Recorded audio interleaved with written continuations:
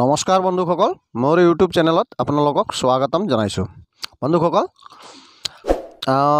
গাহৰি আমি বেছিভাগ প্ৰটিন দিব লাগিব এক্সট্ৰাকৈ। ধৰক মই এতিয়া দানাৰ লগত ইয়াত গডৰেজ দানা আছে, তাৰ লগত চাপৰ আছে। উইথ ব্ৰাণ্ডটো যিটো হয় চাপৰ, তাৰ লগত ভিটামিন বহুত প্ৰকাৰৰ ভিটামিন থাকে। সেইকাৰণে গাখীৰ অহাৰ কাৰণে আমি এই বস্তুটো গাহৰিক দিব লাগিব। ইয়াৰ মানে ধৰক দানাটো দি আছে, তাৰ উপৰিও আমি কেলছিয়ামটো ইহঁতক চাপৰৰ পৰা দিব লাগে।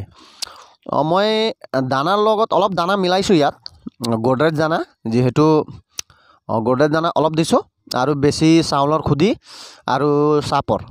এনেকৈ আপোনালোকেও দানা বনাই কিনি দিব পাৰিব, যিহেতু কি গাখীৰটো খুবেই ভাল ওলাব আৰু পোৱালিও সুস্থ থাকিব গাখীৰ খাই, আৰু মাকজনীও চাপৰ লগত পানী মিক্স কৰি এনেকুৱা দি থাকিব। তেতিয়া গাহৰিটো যে গাখীৰৰ কাৰণে প্ৰব্লেম নহয়।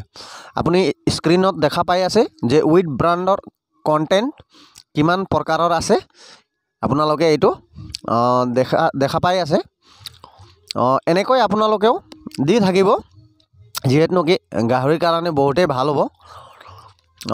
এনেকৈ দি থাকিব বন্ধুসকল, আৰু যিমান পাৰে আপোনালোকে চাউলৰ খুদি আৰু চাপৰ দানা দিয়াৰ এক্সট্ৰাকৈ দি দিব। মানে দানাটোও দি আছে, লগতেও এইটো বস্তু আপোনালোকে ভালকৈ মিহলাই কিনি পানীৰ লগত মিক্স কৰি দি দিব, মানে গাখীৰৰ কাৰণে প্ৰব্লেম নহয়। তেনেহ'লে বন্ধুসকল, আজিৰ ভিডিঅ'টো ইমানতে শেষ কৰিলোঁ। ধন্যবাদ।